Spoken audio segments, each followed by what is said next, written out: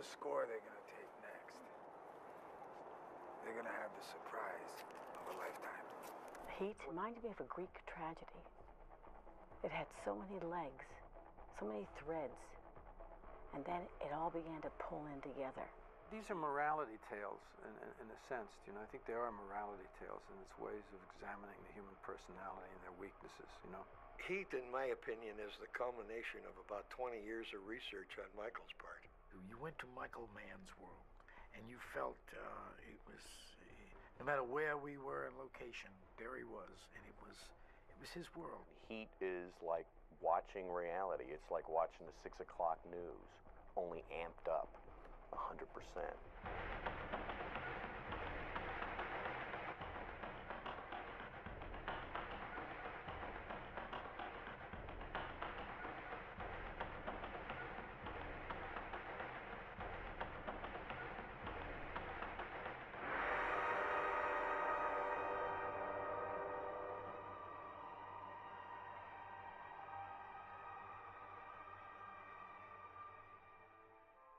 A premise for me, or that I had, is about the whole of the film, and that goes all the way back to the writing, which was that just as each person is a universe unto himself, everybody has a life. We tend to two-dimensionalize antagonists in a motion picture.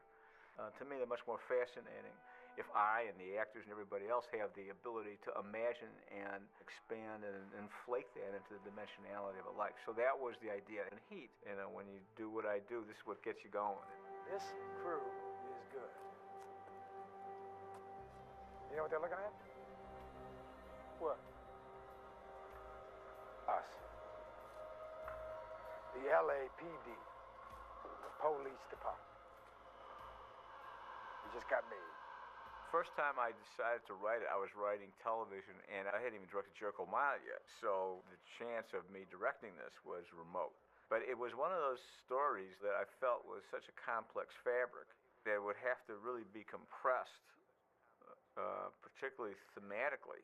Like, what's the movie about? What's it really about? I took about 40% of the script and decided to do it as a television movie, just to work with the material, because I was drawn to it. So I wound up doing LA Takedown. It was shot originally, you know, as a pilot possibility of being a television show. The story's certainly generally the same, but there's so many other pieces that, you know, you didn't have in LA Takedown that were in Heat that made it a complete film. If it had gone to television series, it would have been interesting. You know, that would have been a nice use of the material. But I'd always planned to make a large motion picture out of it. And it was kind of a prototype, because it was a television shooting sketch. I think I shot it in 17, 18 days, so it was kind of a sketch. And then after that, about 2-3 years after that, I was having breakfast with my friend Art Linson, and the subject came up. I said, well, man, you ought to read the whole screenplay, you know. So I gave him the screenplay, and it was absolutely Art who said to me, you're crazy. You should do this as a feature film right now. This should be your next film. And that was absolutely Art's encouragement that caused me to do it. I read the script and I went, oh, fantastic, you know, perfect.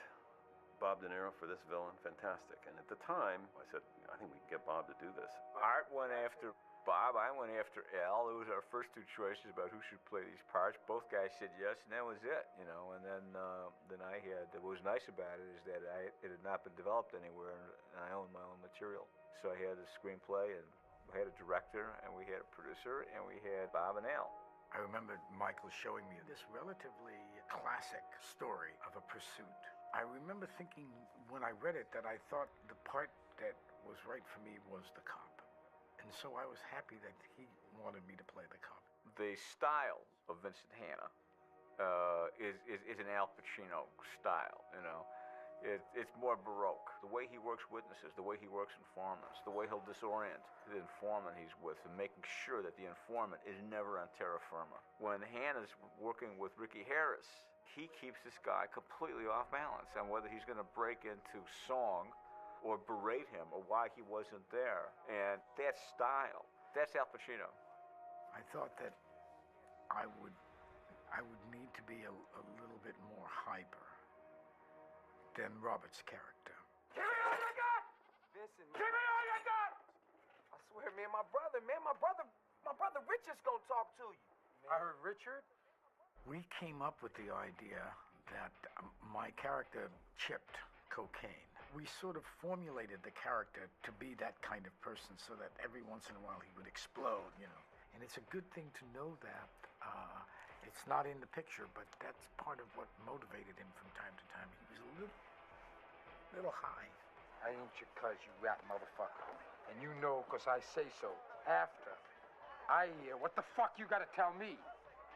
Look here, man. You understand what I'm saying? I'd get killed for telling you this shit. Kill walking your doggy. I went out on a limb with that character, can sometimes go a little bit histrionic, a little bit too far. But Michael encouraged it and understood it in relation to the kind of movie we were making and the yin and yang of what Robert was doing, what I was doing. In most of these situations, it's easier to portray the thieves and the criminals than it is Hannah. And for a long time, I didn't really have Hannah as an equally complex character who had his own dynamic. It's the journey, not the destination with Hannah. The journey. He's a hunter. And once he gets a scent of his prey, it sort of self-motivates him and it perpetuates him. Hannah is addicted to this process. This is an elevated state of being an avid hunter and pursuing this, putting together the pieces, sifting through the minutia, the leavings of a crime scene and putting together what had happened and tracking the people down and getting them and prosecuting them. I mean, that is the elevated experience of this guy's life, and it is a high like no other, and that's what he is turned on by, and that's what he's going to do, and he knows he's going to forego anything and everything else to continue to doing that. I think he found solace in that world, a certain peace there.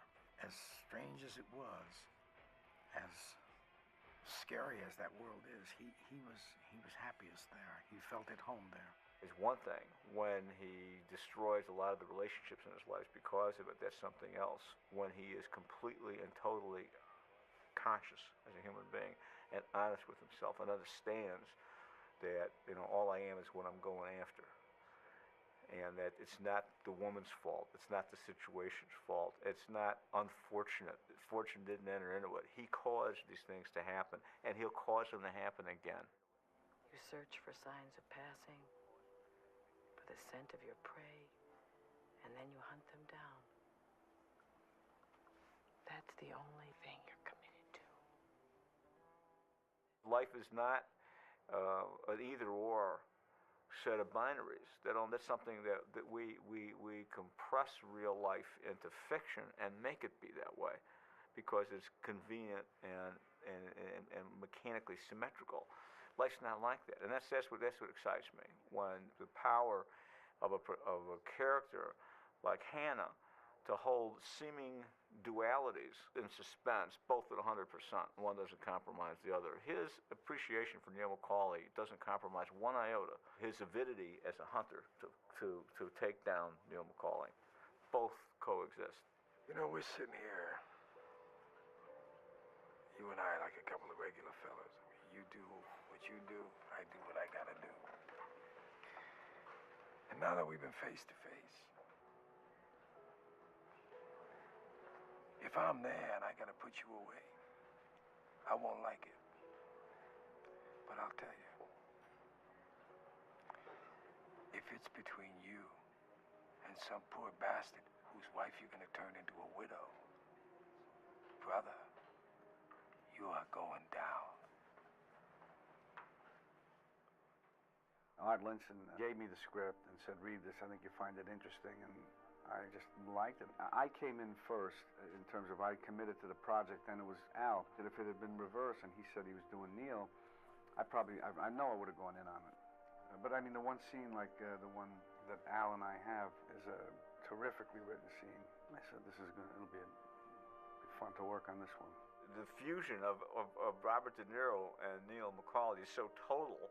I can't imagine pulling those two identities apart and telling you why Bobby was right for it. He's committed to the rigidity of that, perspective. And it's a heartbreaking role. It's a tragic, tragic character. What was interesting to me and what's important is that he's autodidactic, he's self-taught, and he elected to have this rigid perspective. Because it's rigid, if he deviates from it, then the repercussions are rigid. And the reason for that is completely practical. It's no other reason, and that is because whatever you're attached to will make you deviate from the most efficient, practical actions. All I know is there's no point in me going anywhere anymore. I'm just gonna be alone without you.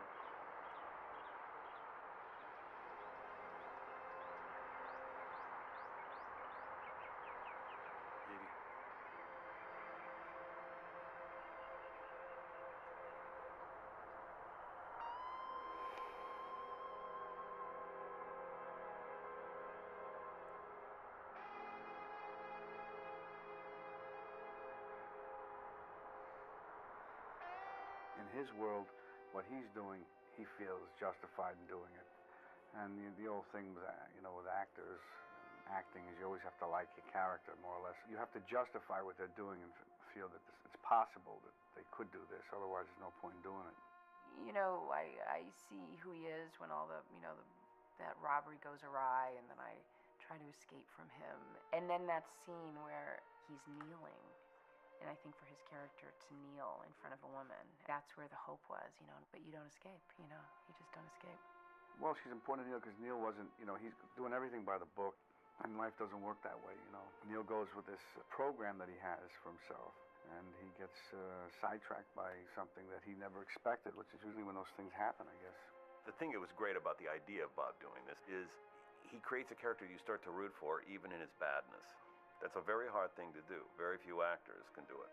By the end of the movie, you almost want him to live instead of Al Pacino. It's part writing, it's part what Michael did, but it's considerably part of what Bob did. Characters are defined by behavior, not necessarily what they say, but what they do. And once Michael directs you into the inner workings of De Niro's character, and you understand him, and you see him grow and evolve, where he can't walk away, which has been his life philosophy. He falls in love. You pull for him because there's love right there dangling, but he turns and he goes back. And you just go, oh my God. But Michael gets you so involved in the character's inner workings because he knows every single layer of every character that's on screen. Michael's interested in the moment, that moment when what you decide will impact your life forever. You will be a different person. If you do this, you will forever be diminished. Or if you do that, you will maintain your integrity and dignity as a human being. It's not so much good and evil, but the gray areas that exist where you don't know necessarily whether it's good or evil. It's just a choice. The thing that struck me that was so special about what Michael had achieved there, and I know in his case it's intentional, is he made no judgment about who was good and who was bad. He just let you see what is. And so suddenly you realize that the cop's personal life is as truly fucked up as the robber's personal life.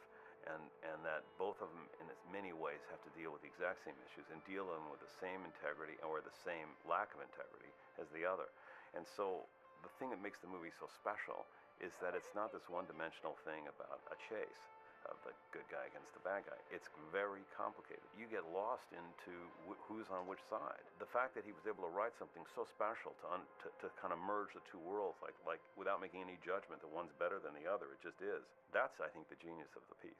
One of the things that interested me a lot in building the characters that are inside the film was to individualize every part, including small parts. So therefore, I wanted as much polarization in the casting of every single part. So you felt that every single person was, as in fact each person is, a total individual, a universe in and unto themselves.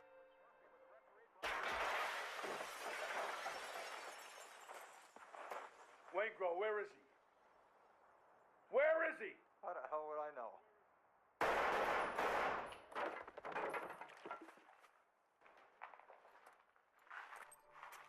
Michael's strengths are the fact that in this particular adaptation of his own material, it had depth to the characters.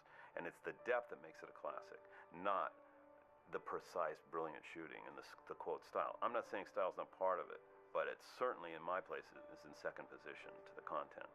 And I think the content comes from the writing, and the content comes from the performances. Every aspect of the story, no matter how seemingly small, had to be really authentic, which meant that the actors portraying those aspects of the story had to be authentically really incredible actors. The casting process didn't finish. He was shooting the movie and we were still casting. As a matter of fact, it went on for a long time, in a good way, because we get some very interesting characters.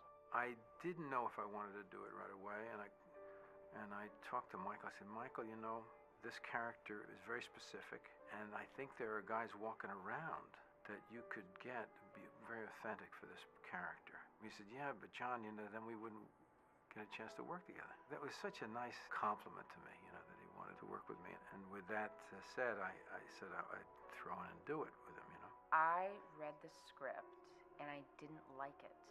And then a week later, they said, well, Michael really wants to meet you anyway. So I went in and I met him, and he said, I hear you don't like my script. And I said, yeah, I don't like it. And he said, why don't you like it? And I said, because the people are despicable, and there's too much blood, and there's no morality, and I don't want to be part of it. And he said at that moment he knew that I had to play Edie, because she is the only one in the movie saying, who are you people? Michael knows exactly what he wants, which is really great to have if you're acting. His attention to detail and his involvement with every aspect of it is very strong, and you can feel him in every part of the film, which is basically what his job is. I mean, that's your job when you make a movie, is to have people feel what you're feeling. And there are many things that actors usually have to concern themselves with that really aren't their job, but they're just things in order to create a whole character, and he's just thoroughly involved in every single aspect. He takes the time, he works out the film experience so that it's ideal.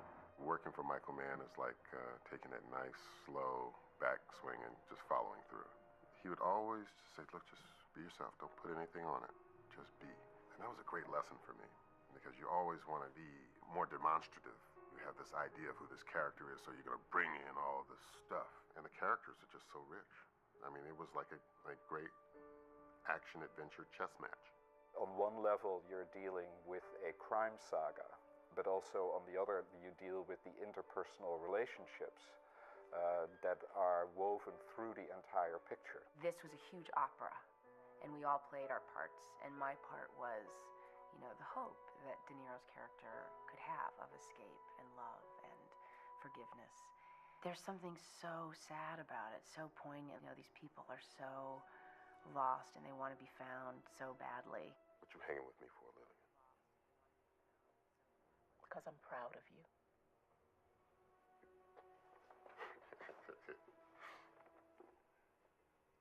You proud of me?